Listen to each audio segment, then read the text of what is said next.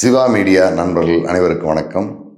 கடந்த வார வீடியோவில் பொன்பரப்பி பேருந்து நிலையத்தில் தன்னை கண்காணிச்சுக்கிட்டு இருந்த உளவுத்துறை காவலர் செல்வராஜ் அப்படிங்கிறவருடைய பார்வையிலிருந்து தப்பிக்கிறதுக்காக பாக்கியராஜ் அரியலூரிலிருந்து ஜெயங்கொண்டம் போன பேருந்தில் ஏற போனார். அந்த பேருந்தில் அவருக்கு ஒரு எதிர்பாராத அதிர்ச்சி காத்திருந்தது அப்படிங்கிறத பற்றி சொன்னான். அந்த பேருந்தில் பாக்கியராஜுக்கு நன்கு அறிமுகமான சங்கர் அப்படிங்கிற ஒரு தம்பி பஸ்ஸை விட்டு இறங்குறாரு. அவர் தம்பி வீட்டில் இருக்கிற டிவி ரிப்பேர் ஆனதுனால அந்த டிவியை சரி செய்கிறதுக்கான உதவி பாகங்கள் வாங்கிட்டு அந்த பஸ்ஸில் வந்து இறங்குறாரு. இறங்குறத பார்த்த உடனே இவருக்கு ஒரு ஐடியா வருது. சங்கர் நல்லா கார் ஓட்ட தெரிஞ்சவர், இவரை கூட்டிகிட்டு போகலாம் அப்படிங்கிற முடிவில் உனக்கு ஒரு முக்கியமான வேலை இருக்குது வர்றே அப்படிங்கிறாரு. என்ன வேலைன்னா அப்படிங்கிறாரு. வீரப்பனை பார்க்க போகணும் அப்படிங்கிறாரு. வீரப்பனை பார்க்க போகிறதா இருந்தால் எந்த பிரச்சனை வந்தாலும் நான் வரேன், இப்பயே போகலாம் அப்படிங்கிறாரு. சங்கர் இப்படி சொன்ன உடனே பாக்கியராஜ் அதே பேருந்தில் ஏற்றி அங்கேருந்து கிட்டத்தட்ட ஒரு 6-7 கிலோமீட்டர் தூரம் இருக்கிற மருதூர் அப்படிங்கிற இடத்துக்கு போகிறாரு. அந்த இடத்தை கடந்து போனால் ஒருவேளை உளவுத்துறை போலீஸார் தன்னையும் சங்கரையும் கைது செய்கிறதுக்கு வாய்ப்பு இருக்குது. ஏன்னா இங்கே பார்த்த காவலர் செல்வராஜ் ஜெயங்கொண்டத்துக்கு தகவல் கொடுத்து அங்கேருந்து வேறு யாராவது வந்து இவரை பின்தொடர்ந்து கைது பண்ணுறது கூட வாய்ப்பு இருக்குது. அல்லது சந்தேகத்தின் அடிப்படையில் விசாரணை கூட்டு போகலாம். அதிலிருந்து தப்பிக்கிறதுக்காக மருதூர் அப்படிங்கிற அந்த பகுதியில் இறங்கி அங்கேருந்து வேறு பேருந்தை பிடிச்சி அரியலூர் வர்றாங்க. அரியலூரிலிருந்து சேலம், மேட்டூர், மாதேஸ்வரன் வழியாக மறுநாள் காலை உடக்காப்பள்ளம் காட்டுக்கு போய் சேர்ந்துறாங்க. அங்கே அந்த குறிப்பிட்ட நேரத்தில் வீரப்பன் தொடர்பாளர் காத்திருப்பார். அவர் அங்கே 2 பேரையும் அங்கேருந்து காட்டுக்குள்ளே கூட்டிகிட்டு போய் வீரப்பன் குழுவோடு சேர்த்துருவார். இதுதான் அவங்க திட்டமிட்ட முன்னெச்சரிக்கை நடவடிக்கை. அதன்படியே பாக்கியராஜும் சங்கரும் உடக்காப்பள்ளம் காட்டிலிருந்த வீரப்பன் குழுவை போய் பார்த்துட்றாங்க. இவங்க போகிறதுக்கு முன்னாலேயே அரியலூர் பேருந்து நிலையத்தில் இவங்க சேலத்துக்கு பஸ் ஏறதுக்காக காத்துட்டு இருந்த அந்த நேரத்தில் சங்கருக்கு அறிமுகமான செல்வம் அப்படிங்கிறது ஒரு தம்பியும் வர்றாரு. அவருக்கு ஒரு 22 வயசு தான் இருக்கும். வீரப்பன் காட்டுக்கு போகலாமா அப்படின்னு சொன்னோடனே செல்வமும் கிளம்பி சங்கர் பாக்கியராஜோடு வந்துடுறாங்க. பாக்கியராஜ், சங்கர், செல்வம் 3 பேரும் உடக்காப்பள்ளம் காட்டுக்கு மறுநாள் காலை திட்டமிட்ட நேரத்துக்கு போயிடுறாங்க. அங்கேருந்து வீரப்பன் குழுவையும் போய் சந்திச்சிடுறாங்க. 2 நாள்கள் அங்கிருந்து உணவுப் பொருட்களை எல்லாம் தயார் செஞ்சுட்டு இருந்த வீரப்பன் குழு மீண்டும் அங்கிருந்து நடைப்பயணமாகவே நாள் ரோடு மாற்றள்ளி வழியாக மீண்டும் வீரப்பன் ஏற்கனவே திட்டமிட்டபடி நாகப்பாவை கடத்துறதுக்கான குண்டால் அணைப்பகுதிக்கு போகிறாங்க. குண்டால் அணைப்பகுதி கர்நாடக அதிரடிப்படையினுடைய தலைமை முகாம். அங்கே தான் காவல்துறையினுடைய டிஐஜி லெவல் அதிகாரிகள் தங்கியிருப்பாங்க. அதிலிருந்து வடக்கு, தெற்கு, கிழக்கு, மேற்கு 4 பக்கமே அதிரடிப்படை வீரர்கள் அடிக்கடி போயிட்டு வந்துகிட்டே இருப்பாங்க. அந்த மாதிரியான ஒரு இடத்துல தான் இவங்க தங்கியிருக்காங்க. அதிரடிப்படை முகாம் இருக்கிற குண்டால் மலைப்பகுதியிலிருந்து 7 கிலோமீட்டர் தூரத்தில் தான் நாகப்பாவுடைய வீடு இருக்குது. வீரப்பன் தங்கி இருந்தது அங்கிருந்து ஒரு 2 கிலோமீட்டர் தொலைவு இருக்கும். அதாவது நாகப்பா வீட்டுக்கும் வீரப்பன் கொள்வனர் இருக்கிற இடத்துக்கு 8லிருந்து 9 கிலோமீட்டர் தூரம் இருக்கும். இவ்வளோ தூரத்துக்குள்ளே தான் வீரப்பன் குழு தங்கியிருக்காங்க. அங்கும் போனதுக்கு பிறகு ஒரு 15 நாள் தங்களுடைய குழுவுக்கு தேவையான உணவுப் பொருட்களை எல்லாம் ஏற்பாடு பண்ணிக்கிட்டு அதுக்கு பிறகு ஆள் அனுப்புகிறாங்க. வீரப்பன் அனுப்பின ஆளுக போய் பார்த்துட்டு முழுக்க நாகப்பாவனுடைய வீடு எப்படி இருக்குது, அந்த வீட்டுக்குள்ளே எப்படி நுழையணும், அவர் எத்தனை மணிக்கு வர்றாரு, எத்தனை மணிக்கு படுக்கிறாரு, வீட்டில் யாரெல்லாம் இருக்கிறாங்க அப்படிங்கிற அடிப்படை தரவுகள் எல்லாமே தெரிஞ்சுட்டு வந்துடுறாங்க. அதுக்கு பிறகு ஏற்கனவே இவங்க திட்டமிட்டபடி நாகப்பா வீட்டுக்கு போகிறது, நாகப்பாவை கடத்துறது, அவர் வீட்டில் இருக்கிற அவங்களுடைய கார், ஏதாவது ஒரு காரை எடுத்து அந்த கார் மூலமாகவே இவங்க தங்கி இருக்கிற இடத்துக்கு வந்து தாங்கள் வச்சிருக்கிற உணவுப் பொருட்களை எல்லாம் எடுத்துக்கிட்டு மீண்டும் அங்கிருந்து உடையார்பாளையம் திம்மம் காட்டு வழியாக தாளவாடி காட்டுக்கு போயிடுறது. அதுதான் இவங்க திட்டமிட்ட முடிவில் இருக்காங்க. இந்த திட்டத்தின் அடிப்படையிலேயே 2002ஆம் ஆண்டு ஆகஸ்ட் மாதம் 25ஆம் தேதி அன்னைக்கு மாலை ஒரு 5:30 மணிக்கு வீரப்பன் குழு குண்டால் காட்டு பகுதியிலிருந்து கிளம்புது. ஒருத்தர் முகம் ஒருத்தருக்கு நல்லா படிச்சுன்னு தெரியக்கூடிய அந்த நேரத்திலேயே இவங்க தரைப்பகுதியை வந்து அடைச்சிடுறாங்க. அங்கிருந்து 8 கிலோமீட்டர் தூரம் நாகப்பாவுடைய வீட்டுக்கு நடக்கணும். இடையில 2 முக்கியமான சாலைகள் இருக்குது.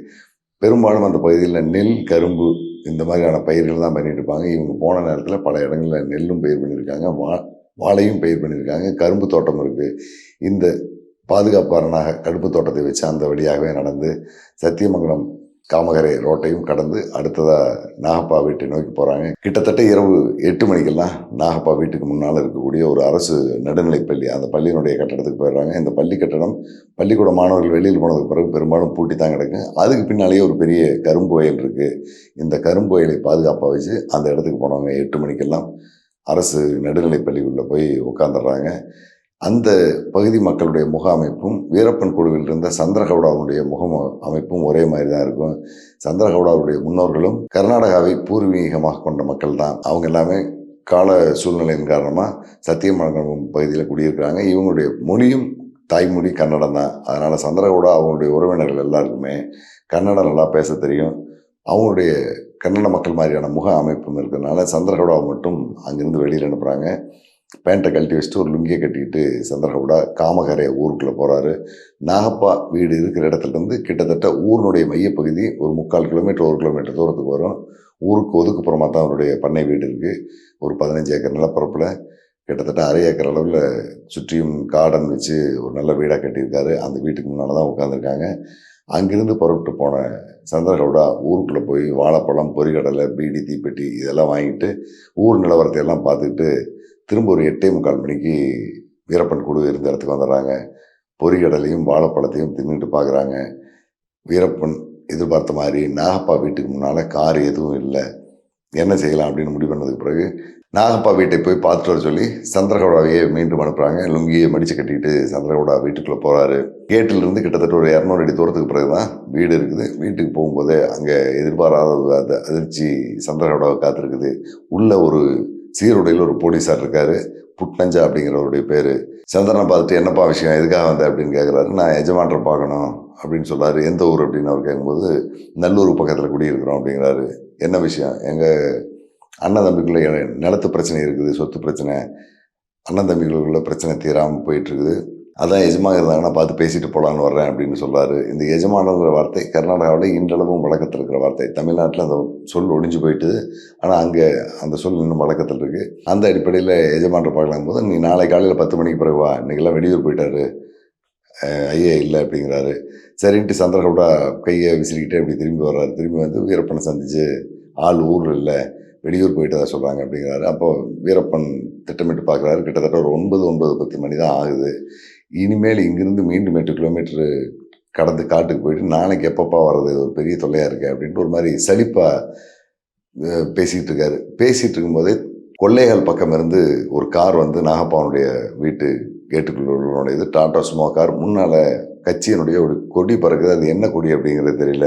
அநேகமாக இது நாகப்பாவாக தான் இருக்கலாம் அப்படிங்கிற முடிவில் வீரப்பன் மீண்டும் உற்சாகமாகறாரு. சந்திரகவுடாவையும் கூடவே சங்கரை அனுப்பிவிட்டு 2 பேரும் உள்ளே போய் பாட்டு வாங்கங்கிறாரு.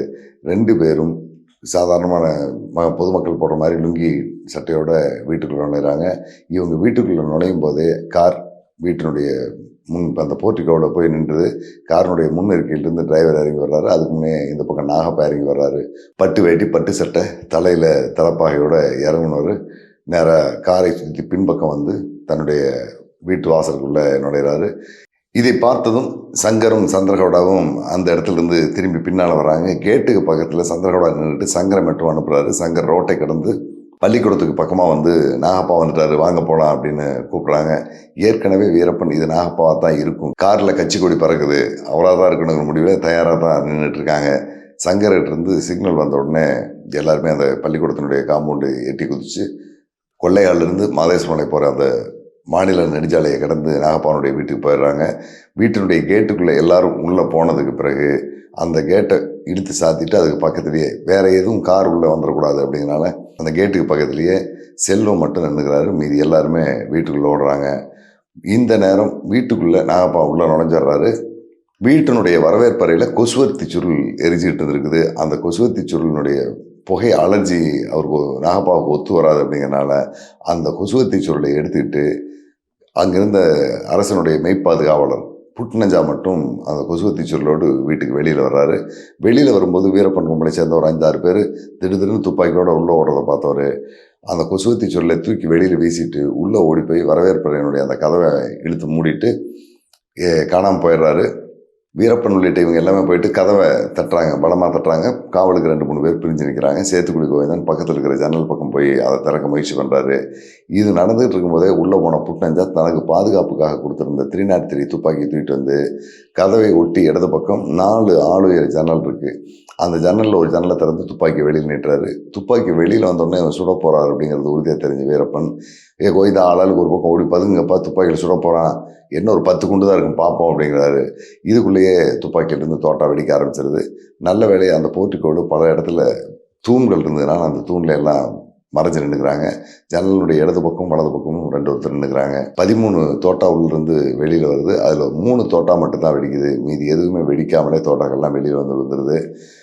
இனிமேல் இவனோட தோட்டா இல்லை, மீண்டும் கதவை தட்டுங்க அப்படின்னு வீரப்பன் சொன்னதுக்கு பிறகு புட்னஞ்சா துப்பாக்கியை தூக்கி கீழே சோபா கடியில் வீசிட்டு நம்ம இருந்தோம்னா நம்ம சிக்கல் தப்பிக்க முடியாதுங்கிற முடிவில் வீட்டினுடைய பின்பக்கம் வந்து பாக்குத்தோப்புக்குள்ளே ஓடி போய் ஒளிஞ்சுக்கிறாரு. துப்பாக்கியில் சுட்ட போலீஸ்காரர் அங்கே இல்லை, நம்ம உள்ளே போகலாம் அப்படிங்கிற நிலைமை தெரியறதுக்கு ஒரு 2-3 நிமிஷம் ஆகுது.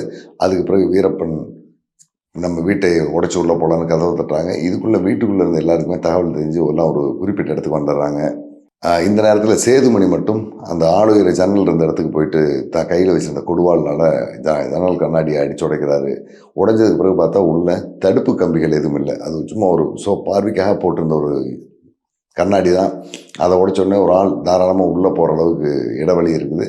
அந்த இடைவெளி வழியாக சேதுமணி காலை தூக்கி உள்ளே வச்சு அறைக்குள்ளே போயிடுறாரு. போனதுக்கு பிறகு வரவேற்புடைய உள் தாப்பாலை திறந்து விடுறாரு. தாப்பாலை திறந்து விட்டோடனே வீரப்பன் உள்ளிட்ட 6 பேருமே வீட்டுக்குள்ள உள்ளே நுழைஞ்சிட்றாங்க. உள்ளே போய் பார்க்கும்போது ஒரு பக்கம் அறையில் அப்போ தான் கதவை மூடிட்டு நாகப்பா உள்ளே போயிட்டுருக்காரு. இது நாகப்பாவுடைய அறை தான், அவர் தான் உள்ளே இருக்கார் அப்படிங்கிறது தெரியுது. அந்த அறையை தட்டுறாங்க. உள்ளேருந்து சத்தம் வரல. யார் நீங்கள், என்ன வேணும் அப்படிங்கிறத மட்டும் திரும்பி கேட்குறாரு. இவங்க பலமாக தட்டி பார்க்குறாங்க, திறக்கல. இன்னொரு பக்கம் வீடு, பெண்கள்லாம் உள்ள சத்தம் போடுறது கேட்குது. அந்த பக்கம் யாரும் போகாதீங்க அப்படின்னு சொல்லிட்டு இந்த கதவை தன்னுடைய துப்பாக்கியினுடைய பின்பக்க கட்டையால் வீரப்பன் அடிக்கிறாரு. எதிர்பார்த்த மாதிரி ஒரு 2-3 அடியிலேயே கதவு தாப்பால் உடைஞ்சது. உள்ளே போகிறாங்க. நாகப்பா மட்டும் உடை பாதி கழட்டியும் கழட்டாத அந்த நிலையில் நின்றுட்டுருக்காரு. பார்த்த உடனே இது நாகப்பா தான் அப்படிங்கிறது வீரப்பனுக்கு தெரிஞ்சிருது. ஏன்னா நாகப்பா பலமுறையாக அவங்க ஊருக்கு தேர்தல் பிரச்சாரத்துக்கெல்லாம் போயிருக்காரு. வீரப்பன் அவரை பார்த்து இருக்காரு. அறிமுகம் இல்லையே தவிர அடையாளம் தெரியும், அந்த அளவிலான அறிமுகம் இருக்குது. அதுக்கு பிறகு நாகப்பாவை வெளியில் போகலாம் வாங்க அப்படின்ட்டு வீரப்பன் கூப்பிட்றாரு. அவர் கொஞ்சம் வர்றதுக்கு பயப்படுறாரு. தன்னுடைய கையை அவர் கையோடு சேர்த்து பிடிச்சி வீரப்பன் கூப்பிட்றாரு. இந்த வாய்ப்பை பயன்படுத்துகிற நாகப்பா எப்படியும் ஒவ்வொரு மனிதனுக்கும் தன்னை காப்பாற்றிக்கிறதுக்கான ஒரு உணர்வு தோன்றும் இல்லையா, அந்த மாதிரி வயதான நிலையிலும் கூட வீரப்பனுடைய கழுத்தில் கையை போட்டு நசுக்கிறதுக்கான ஒரு முயற்சி பண்ணுறாரு. இந்த நேரத்தில் பக்கத்தில் இருந்த சங்கர், ஏய் யார் மேலே கை வைக்கிற அப்படின்னு சொல்லிட்டு நாகப்பாவுடைய நெஞ்சில் துப்பாக்கி கட்டையில் ஒரு குத்து குத்திடுறாரு. நாகப்பா தடுமாறி கீழே விழுந்துடுறாரு. விழுந்தவரை வீரப்பனை மீண்டும் தூக்கி உட்கார வச்சு கூட்டிகிட்டு வர முயற்சி பண்ணுறாரு. இதுக்குள்ளே சேத்துக்குழி கோவிந்தன் மற்றவங்க எல்லாமே பக்கத்தில் வந்துடுறாங்க. ஒரு 6 அடி நீளமுள்ள ஒரு கயிறு கையில் கொண்டு போயிருக்காங்க. அந்த கயிற்றுல நாகப்பானுடைய கையை ஒரு பக்கம் கையை கட்டி வெளியில் வா போலாம் அப்படின்னு கூட்டிகிட்டு வர்றாங்க. இதுக்குள்ளே நாகப்பானுடைய குடும்பத்தில் இருந்த உறவினர் எல்லாம் வந்துடுறாங்க. அதற்கு அடுத்த நாள் அவருடைய பேத்திக்கு காது குத்து விழா வச்சுருக்கிறாங்க. அதுக்காக பெங்களூர், மைசூர்லேருந்து சொந்தக்காரங்க ஒரு 10 பேருக்கு மேலே வந்திருக்காங்க. இவங்க எல்லாருமே இருக்கிறாங்க. துப்பாக்கி முனையில் இருந்த வீரப்ப நாட்களை எதிர்த்து போராடக்கூடிய திறன் யாருக்கும் இல்லை. எல்லாமே பயந்து போய் நிற்கிறாங்க. வீட்டினுடைய வரவேற்பறைக்கு கூட்டிகிட்டு வந்து நாகப்பாவை உட்கார வச்சுட்டு தான் ஏற்கனவே பதிவு பண்ணி கொண்டு போயிருந்த ஒரு ஆடியோ கேசட்டை எடுத்து வீரப்பன் நாகப்பாவுடைய மனைவி கொடுக்குறாங்க. உங்கள் வீட்டுக்காரர் நான் எதுவும் செய்ய மாட்டேன், எனக்கும் இந்த அரசாங்கத்துக்கும் சில பிரச்சனைகள் இருக்குது, அதை தீர்க்க வைக்க சொல்லி ஒரு கோரிக்கை வைக்கிறேன், கோரிக்கை நிறைவேற்றி கொடுத்துட்டு உங்கள் வீட்டுக்காரரை கவர்மெண்ட் கூட்டிகிட்டு வந்தெல்லாம் எதுவும் பயப்படாதீங்கன்ட்டு அந்த ஆடியோ கேசட்டை பர்வதம்மாட்ட கொடுத்துட்டு வெளியில் கூப்பிட்டு வர்றாங்க. நாகப்பா வீட்டுக்கு போகிறதுக்கு முன்னே இவங்க போட்டிருந்த திட்டம், நாகப்பாவை அங்கே போய் பிடிக்கிறோம், பிடிச்ச உடனே அவங்க வச்சிருக்கிற கார்லேயே அங்கேருந்து கூட்டிகிட்டு வரணும் அப்படிங்கிற திட்டத்திலாம் போகிறாங்க. அதுக்கான ஏற்பாடுகளோடு தான் எல்லா வேலையும் செஞ்சாங்க. எதிர்பாராத ஒரு நிகழ்வு என்னன்னா, அங்கே பாதுகாப்புக்காக இருந்த புட்னஞ்சா துப்பாக்கி எடுத்து துப்பாக்கி சூடு நடந்ததில் எல்லாரும் தங்க ஏற்கனவே போட்டிருந்த திட்டத்தில் சில மாற்றங்களை செஞ்சு பதுங்கி ஒளிய வேண்டிய ஒரு சூழல் வந்துடுது. இப்படி ஆளாளுக்கு ஒரு பக்கம் பதுங்கி ஒளிஞ்ச அந்த சூழலில் கார் ஓட்டுநரான மாதேவசாமி எங்கே போனார் அப்படிங்கிறத கவனிக்க தவறிடுறாங்க. காமகரை ஊருக்குள்ளேருந்து டிரைவர் மாதேவசாமி கொஞ்சம் பொதுமக்களை கூட்டிகிட்டு நாகப்பாவுடைய பண்ணை விட்டுட்டு ஒடியாந்துட்டு இருக்காரு. இந்த நேரத்தில் வீரப்பனும் நாகப்பாவை கையில் கட்டி கூட்டிகிட்டு வீட்டினுடைய வெளிவாசலுக்கு வர்றாரு. நாகப்பாவுடைய உறவினர்கள்லாம் வீட்டினுடைய முன் வாசலில் நின்று ஆளாளுக்கு சத்தம் போட்டு அழுதுகிட்டு இருக்காங்க. நாகப்பா வீட்டை விட்டு வெளியில் வர நேரமும் இந்த பக்கம் காமகரை ஊருக்குள்ளேருந்து ஒரு 15-20 பேர் வண்டியிலையும் சைக்கிள்லையும் எல்லாம் ஒடியாந்துட்டு இருக்கிற காட்சியை பார்க்குறாரு. ரொம்ப நிலைமை சிக்கலாகுது, வேறு வழி இல்லை அப்படின்ட்டு நாகப்பாவை மட்டும் தன்னை கையோட இறுக்கி பிடிச்சிட்டு, யாராவது பக்கத்தில் வந்தீங்கன்னா ஒருத்தங்க கூட உயிரோடு திரும்பி போக முடியாது, உங்கள் முதலாளி இல்லாமல் பண்ணிடுவேன், போங்கடா அப்படின்னு ஒரு சத்தம் போட்டு அவங்க வீட்டுக்காரங்களை பார்த்து மீண்டும் சொல்கிறாரு, உன் புருஷனை கூட்டிகிட்டு போகிற மாதிரியே பாதுகாப்பாக அனுப்பிடுவேன், பின்னால் யாராவது வந்து தொல்லை பண்ணாங்கன்னா நடக்கிறது வேறு அப்படின்ட்டு நேராக அந்த பள்ளிக்கூடத்தை ஒட்டி இருந்த கரும்பு காட்டுக்குள்ளே இறங்கி வீரப்பன் காட்டை நோக்கி, அதாவது குண்டால் காட்டு பகுதியை நோக்கி நடக்க ஆரம்பிச்சிடறாரு. கிட்டத்தட்ட வீரப்பன் அந்த வீட்டுக்குள்ளே போயிட்டு வெளியில் வர்றதுக்கான அதிகபட்ச நேரமே ஒரு 12-13 நிமிஷத்துக்குள்ள முடிஞ்சிருது. நாகப்பாவை கூட்டிகிட்டு நேராக கரும்பு காட்டு வழியாக வர்றாரு. இந்த பக்கம் நாகப்பாவுடைய வீட்டை நோக்கக்கூடிய அந்த பொதுமக்கள் நாகப்பாவுடைய மனைவி உறவினர்கள்ட்ட என்ன நடந்துன்னு கேட்குறாங்க. யாரும் எதுவும் செய்ய வேணாம், பேசாமல் உட்காருங்க, நம்ம கவர்மெண்ட்டுக்கு தகவல் தெரிவிக்கிற தவிர வேறு வழி இல்லை, எஜமானர் வீரப்பங்கையில் இருக்கார், நம்ம ஏதாவது செஞ்சோம்னா அவங்களுக்கு பிரச்சனை ஆயிரும், தயவுசெய்து எல்லாம் உட்காருங்கன்னு சொல்கிறாங்க. கன்னட மக்கள் எளிதில் உணர்ச்சி வசப்படக்கூடியவங்க. எந்த ஒரு வேலையும் திட்டமிட்டு எப்படி செய்யலாம் அப்படிங்கிறத பற்றி யோசிக்கிறதுக்கான வாய்ப்பு குறைவாக உள்ள சூழல் அது. ஏன்னா கட்டுப்படுத்த முடியாத பொதுமக்கள் கூட்டம் அந்த பக்கம் வந்துகிட்டு இருக்குது. உடனே வீட்டுக்கு முன்னாலேயே சாலை மறியல் ஆரம்பமாகுது. தமிழ்நாட்டிலேருந்து போன ஒரு அரசு பேருந்து ஊருக்கு முன்னால் ஒரு 1 கிலோமீட்டர் தூரத்தில், அதாவது நாகப்பா வீடு இருக்கிறதுலேருந்து இடது பக்கம் ஒரு 1 கிலோமீட்டர் தூரத்துலேயே தீ வச்சு கொளுத்தப்படுது. தமிழ்நாட்டிலேருந்து போன ஒரு லாரியும் வலது பக்கம் 1 கிலோமீட்டரில் தீ வச்சு கொளுத்தப்படுது. வந்து போன பஸ்ஸு, கார், லாரி எல்லாமே பொதுமக்கள் கண்ணாடி அடித்து உடைக்கிறாங்க. கிட்டத்தட்ட 9:45 10 மணிக்கெல்லாம் காமகரையிலிருந்து மாதேஸ்வரம் வரைக்கும், இந்த பக்கம் கொள்ளையாள் வரைக்கும் பெரிய அளவிலான கலவரம் உருவாயிட்டுது. கொள்ளையாள் காமகரை ரோட்டில் கலவரம் நடந்துகிட்டு இருக்கிற அந்த நேரத்திலேயே வீரப்பன் காமகரை ஊர்லேருந்து கிட்டத்தட்ட 2 கிலோமீட்டர் தூரத்தை தாண்டி நெல்வயலுக்குள்ள முன்னாள் அமைச்சர் நாகப்பாவை கையில் கைத்து கட்டி கூட்டி போயிட்டுருக்காரு. எதிர்பாராத விதமாக இன்னொரு மாநில நெடுஞ்சாலையை தாண்ட வேண்டிய ஒரு சூழல். அந்த இடத்துக்கு போகும்போது இன்னும் ஒரு எதிர்பாராத அதிர்ச்சி வீரப்பன் குழுவினருக்கு காத்திருந்தது. என்ன அப்படிங்கிறதை நம்ம அடுத்த வீடியோவில் பார்ப்போம். நன்றி, வணக்கம்.